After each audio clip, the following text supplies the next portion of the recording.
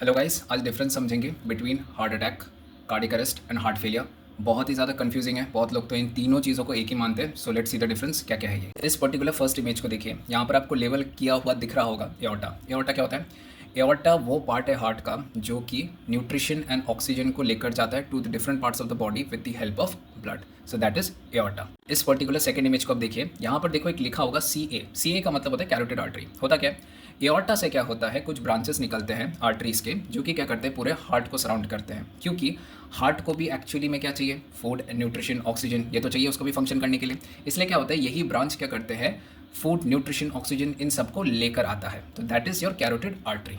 अब इस third image को देखिए, यहाँ पर क्या हो रहा है, येलो कलर का एक ओवल शेपेड स्ट्रक्चर जस्ट बनाया गया है एक पर्टिकुलर ब्रांच के ऊपर। मतलब ये जो ओवल स्ट्रक्चर है ना येलो कलर का, यही क्या है? प्लाक है। What is plaque? प्लाक यहाँ पर एक्चुअली में क्या है? एथेरोस्क्लेरोसिस। एथेरोस्क्लेरोसिस क्या है?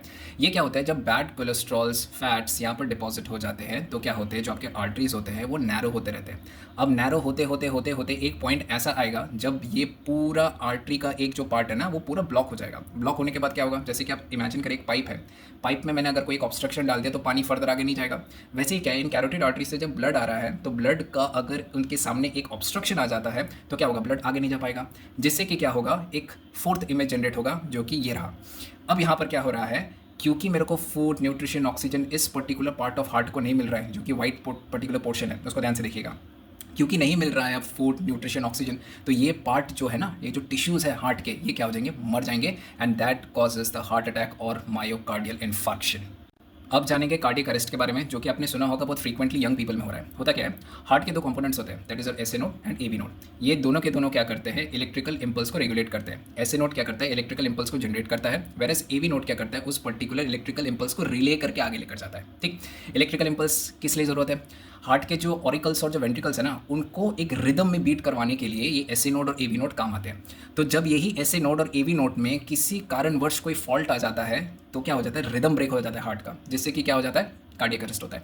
तो इससे बचने के लिए क्या किया जाता है, जब कार्डियक अरेस्ट हो जाता है तब सीपीआर दिया जाता है। सीपीआर देने से क्या होता है, हार्ट अपने जो नेचुरल रिदम है ना उसको फिर से गेन करने की कोशिश करता है और फिर से बीट करने की कोशिश करता है। So this was cardiac arrest.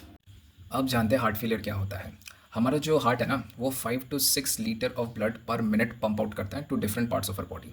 यही काम जब हार्ट नहीं कर पाता है, that results in the heart failure. क्यों? क्योंकि इसका जो काम था 5 से 6 litre blood per minute pump करना, वो नहीं कर पा रहा है। ऐसा होता क्यों है?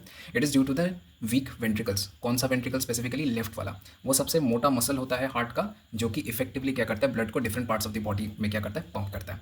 तो वही जब मसल वीक हो जाता है, that results in your heart failure.